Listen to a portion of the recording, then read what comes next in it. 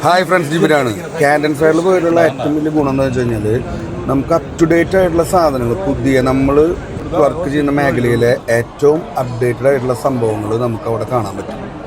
പിന്നെ നമുക്ക് ഫുഡില്ലാതെ എന്താഘോഷം. ഞങ്ങൾ അവൻ്റെ ഉള്ളിൽ നിന്ന് കഴിച്ച ഭക്ഷണമാണ് ഇത്. പോർക്കിൻ്റെ ഒരു ഐറ്റമാണ്. നമുക്ക് മലയാളികൾക്കൊക്കെ ഇഷ്ടപ്പെടുന്ന സംഗതിയാണ്. പേര് ഞാൻ മറന്നുപോയി. പിന്നെ ഈ വീഡിയോയിൽ ജസ്റ്റ് അവിടുത്തെ ക്യാൻറ്റൺ ഫെയറിൻ്റെ ഉള്ളിലത്തെയും പുറത്തേക്ക് കുറച്ച് ഷോട്ടുകൾ മാത്രമേ ഞാൻ എടുത്തിട്ടുള്ളൂ.